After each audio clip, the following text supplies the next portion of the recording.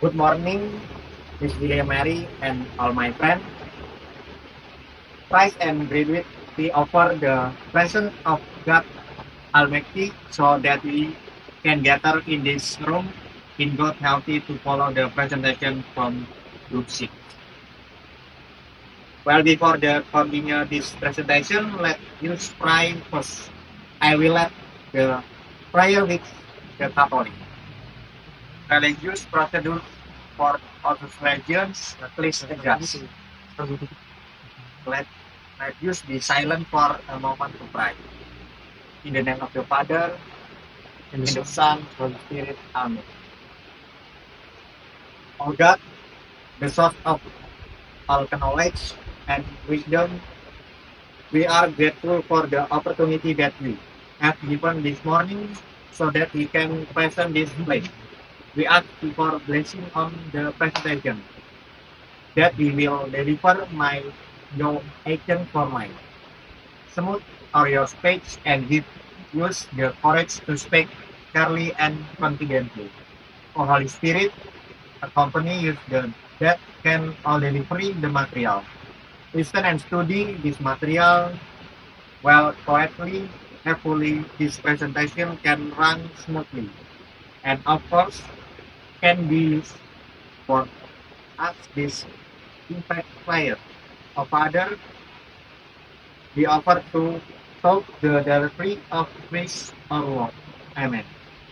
In the name of the Father, and the Son, and Holy Spirit. Amen. Miss Mary and all my friends, before starting the presentation, let me introduce myself. My name is Antonius Kristiadi, NPM 2261201001. And I will be the MC who will with the presentation this morning.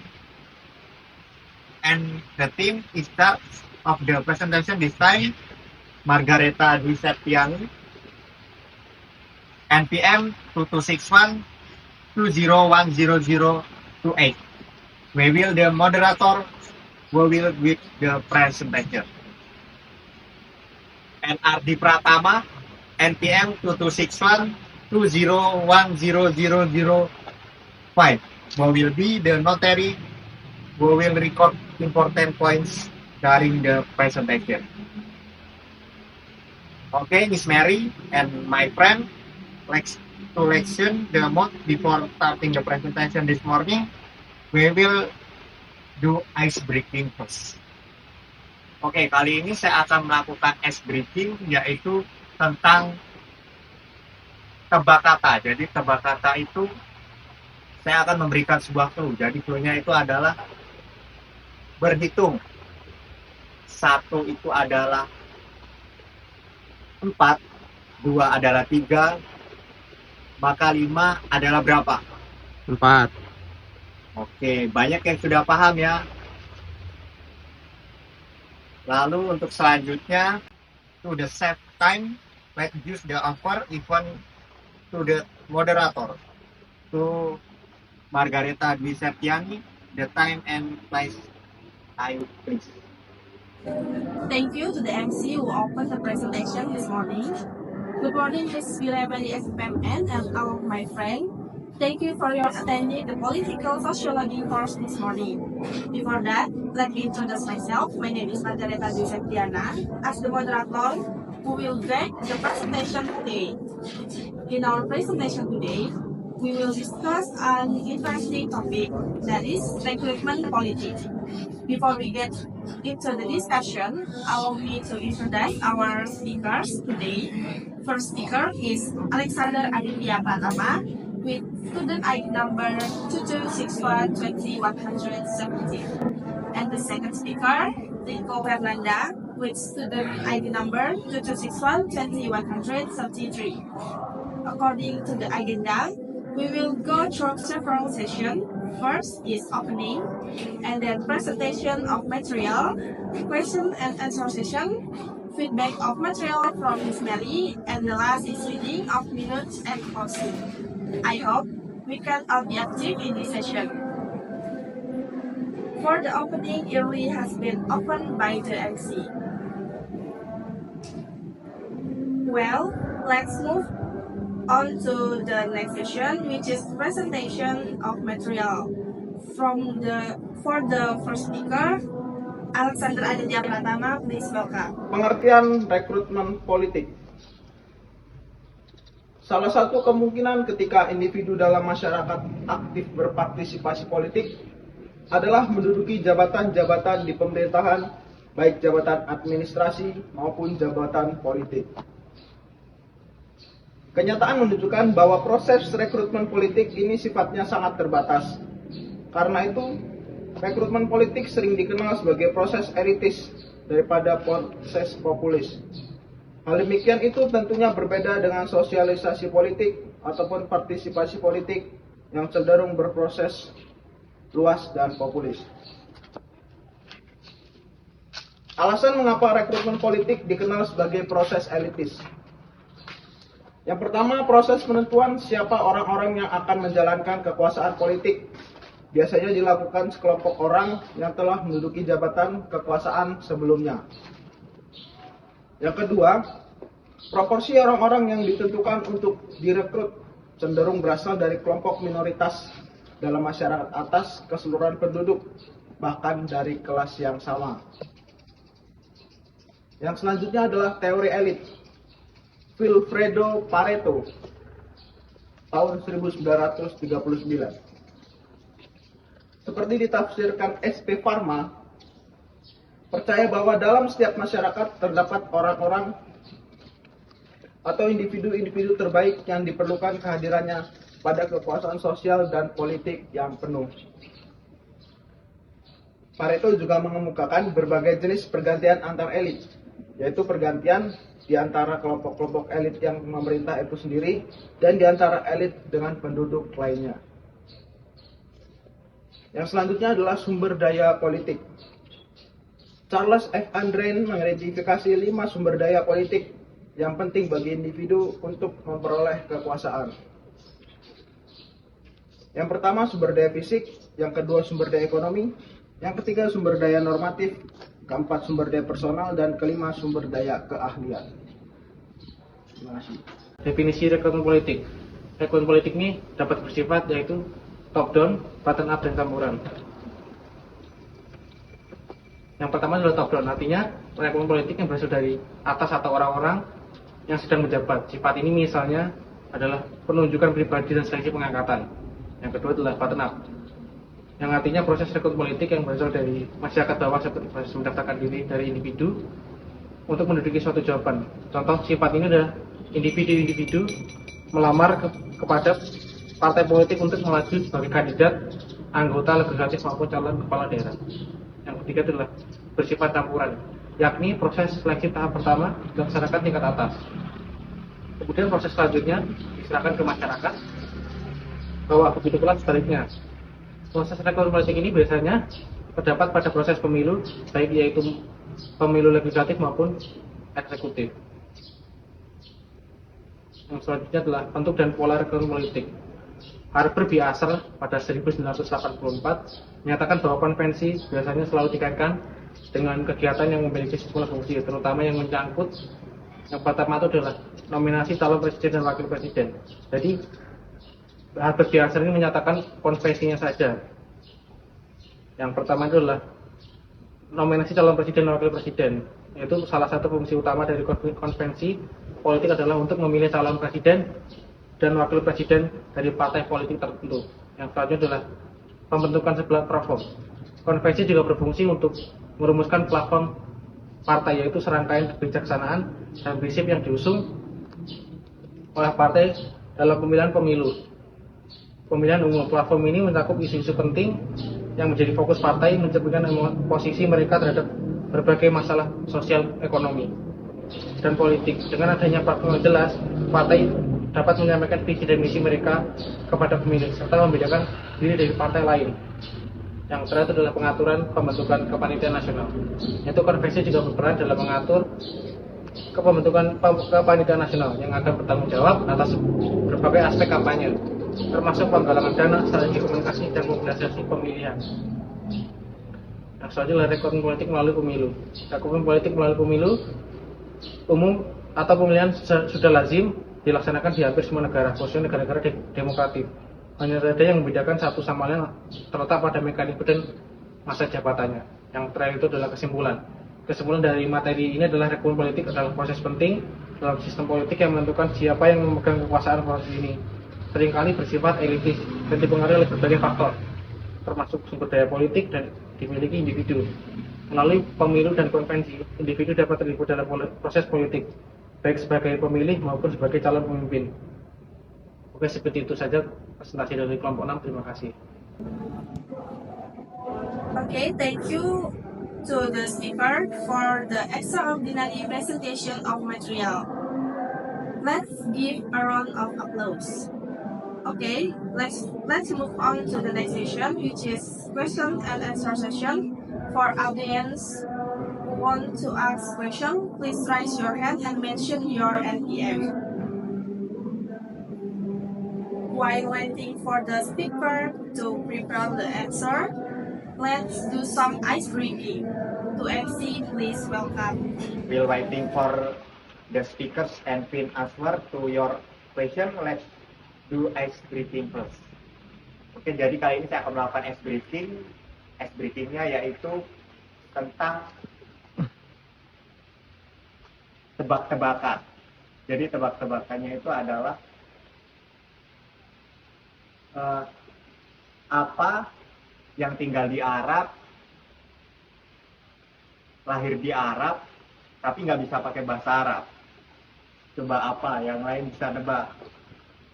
Nah, jawabannya adalah onta. Karena onta itu nggak bisa bahasa Arab. Ya. Oh. Lalu yang kedua itu ada lagi. Binatang apa yang warnanya ada merah-merahnya. Jadi binatang itu adalah, coba ada yang bisa jawab nggak? Banteng. Salah. Nggak tahu. Jawabannya adalah zebra dikerokin. Hahaha. The first question from Farel. Bagaimana teori elit Vilfredo Pareto menjelaskan fenomena rekrutmen politik dalam masyarakat? Okay, I will answer further question. Pertanyaannya adalah bagaimana teori elit Vilfredo Pareto menjelaskan fenomena rekrutmen politik dalam masyarakat. Nah, jadi Pareto itu bilang masyarakat itu ada dua lapis. Yang pertama elit hebat dan bukan elit. Elit yang berkuasa lama-lama itu bisa loyo. Nah, rekrutmen politik itu kayak pintu masuk buat orang-orang hebat yang baru dari lapisan bawah atau elit yang belum berkuasa. Buat naik dan gantiin elit yang lama biar kekuasaan nggak stagnan. Jadi rekrutmen politik itu bagian penting dari ganti-gantian orang hebat di pucuk kekuasaan menurut Pareto. Terima kasih. The second question from saudara Theo. Bagaimana Anda melihat peran generasi muda dalam politik saat ini?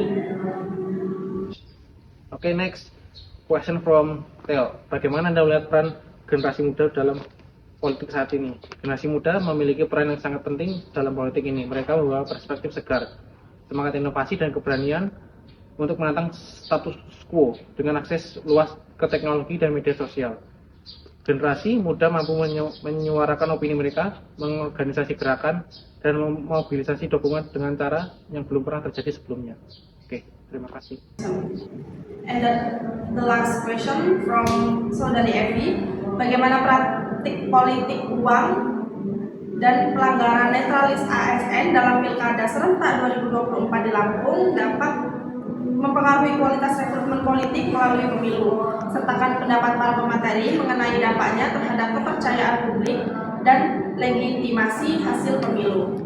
I will answer question from Vivi. Question is, bagaimana praktik politik uang dan pelanggaran netralis ASN dalam Pilkada serentak 2024 di Lampung dapat mempengaruhi kualitas rekrutmen politik melalui pemilu.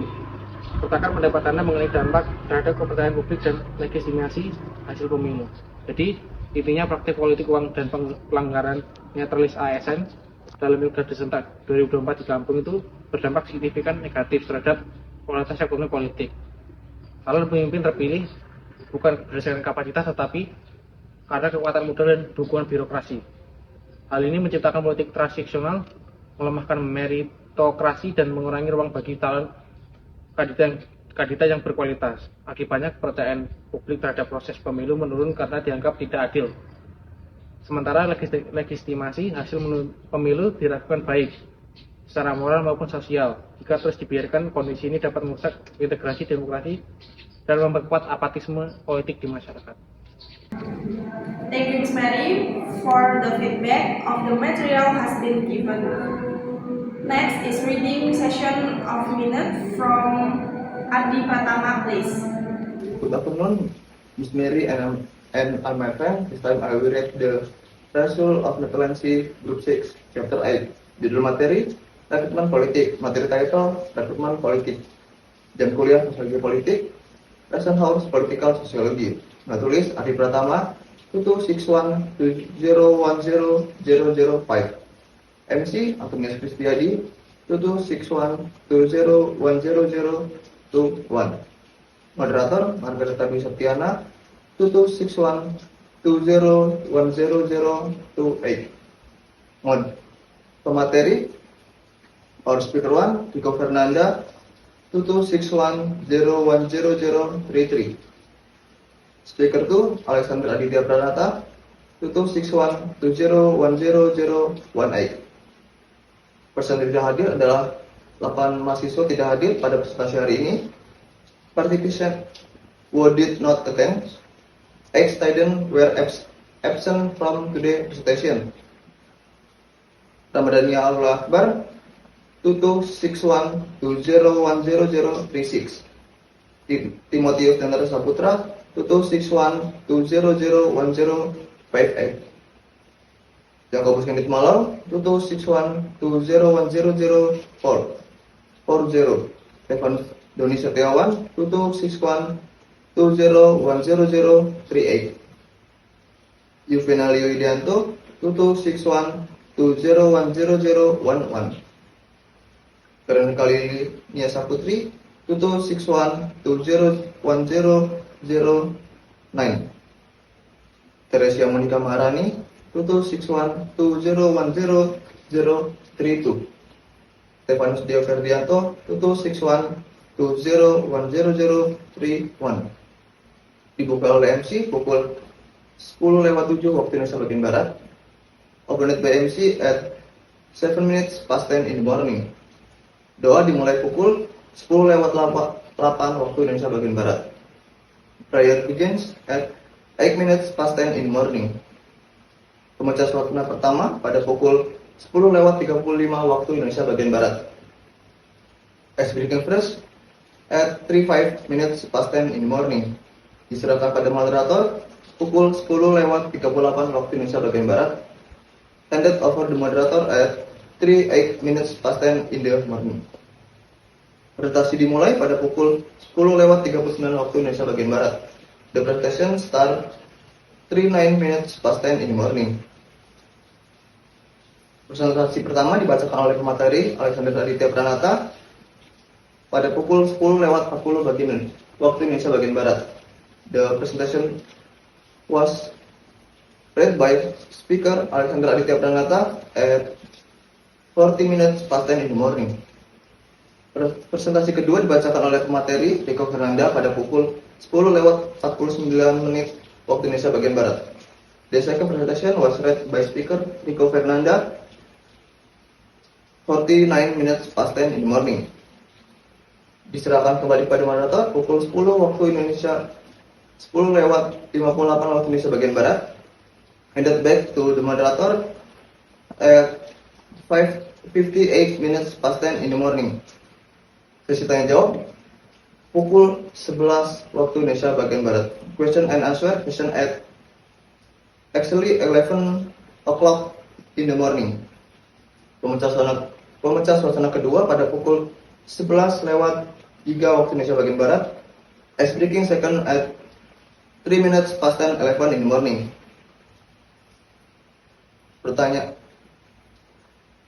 Penanya pertama adalah Nathaniel Farrell Jacelino 2261201059. Pertanyaan adalah bagaimana teori elit Vilfredo menjelaskan fenomena politik rekrutmen dalam masyarakat. Question: How Fredo elite theory explain the phenomenon of recruitment politics in society? Jawaban dari Alexander Aditya Prananta. Pareto bilang masyarakat itu ada dua lapis, elit atau orang hebat dan bukan elit ataupun orang biasa. Elit yang berkuasa lama-lama bisa bersemena-mena. Nah, rekrutmen politik itu kayak pintu masuk buat orang-orang hebat yang baru dari lapisan bawah atau lapisan elit yang belum berkuasa, buat naik dan gantiin elit yang lama biar kuasa tidak stuck atau di situ saja. Jadi rekrutmen politik itu bagian penting dari pergantian orang hebat di pucuk kekuasaan menurut Pareto. Pertanyaan kedua, Theo Bramanto 261201039. Pertanyaan adalah bagaimana Anda melihat peran generasi muda dalam politik saat ini? Question: How do you see the role of the younger generation in political today? Jawaban dari Rico Fernanda, generasi muda memiliki peran yang sangat penting dalam politik saat ini. Mereka membawa perspektif segar, semangat inovasi, dan keberanian untuk menantang sesuatu yang baru dengan akses luas ke teknologi dan media sosial. Generasi muda mampu menyuarakan opini mereka, mengorganisasi gerakan dan mobilitas dukungan dengan cara yang belum pernah terjadi sebelumnya. Namun tantangannya adalah memastikan bahwa keterlibatan ini tidak hanya bersifat reaktif atau emosional, tetapi juga didasarkan pada pemahaman yang mendalam tentang isu-isu politik dan kebijakan. Penanya ketiga adalah Evi Kristiandari 261201018. Pertanyaannya, bagaimana praktik politik uang dan pelanggaran netralitas ASN dalam Pilkada 2024 di Lampung dapat mempengaruhi kualitas rekrutmen politik melalui pemilu? Sertakah pendapat Anda mengenai dampaknya terhadap kepercayaan publik dan legitimasi hasil pemilu? Question: How can the participation of money politics and violation of ASN neutrality in the 2024 regional elected in Lampung affect the quality of political recruitment? Pro-elected, include your opinion regarding the impact on public trust and the legitimacy of election result. Jawaban dari Ricky Fernanda, praktik uang dan pelanggaran netralitas ASN dalam Pilkada serentak 2024 di Lampung berdampak negatif terhadap kualitas rekrutmen politik. Calon pemimpin terpilih bukan berdasarkan kapasitas, tetapi karena kekuatan stok modal dan dukungan birokrasi. Hal ini menciptakan politik transaksional, melemahkan meritokrasi dan mengurangi ruang bagi calon yang berkualitas. Akibatnya kepercayaan publik terhadap proses pemilu menurun karena dianggap tidak adil, sementara legitimasi hasil pemilu diragukan baik secara moral maupun sosial. Jika terus dibiarkan, kondisi ini dapat merusak integritas demokrasi dan memperkuat apatisme politik di masyarakat. Ditutup oleh moderator pukul 11:24 waktu Indonesia bagian Barat. Closed by moderator at 24 minutes past 11 in the morning. Ditutup oleh MC pukul 11:26 waktu Indonesia bagian Barat. Closed by MC at 26 minutes past 11 in the morning. We have arrived at the end of today's presentation session. I am Margareta Dwi Septiana. As the moderator, apologize if during the presentation there was delivered that was not pleasing. Then I will hand it back to the MC. Thank you. That's the presentation from Group 6. Thank you for your attention and participation. Miss Mary and all my friends, hopefully the presentation can report benefit for all of you. Before ending our study, today let's use prayer. I will lead the prayer in the Catholic. Why for those Father, regions, please adjust. In the name of the Father, in the Son, and Holy Spirit. Amen. O God, most living the Father, we are grateful for the opportunity you have given us to share knowledge and experience. throughout this presentation, we ask what we have content can be useful for all of you. And I can be meant to further glorify your name. O Holy Spirit, awaken our mind and heart so that we can understand and apply knowledge. We have accurate with use so that we can use this knowledge for a God of other and your glory. Yes, Father, you know when go to home, to our responsive to home, may you bless us that we can receive at our responsive homes. We offer this prayer with the introduce of Christ of Lord. Amen. In the name of the Father, in the Son, and the Holy Spirit. Amen. Amin. Baik, kali ini sebelum presentasi ditutup, saya akan berikan sebuah pantun. Ilmu manajemen mengatur strategi. Asik. Sosiologi penuh dengan aksi. Asik. Terima kasih atas atensi. Cakep. Sampai jumpa di lain sesi. Saya Antonius Kristiadi, terima kasih. Coach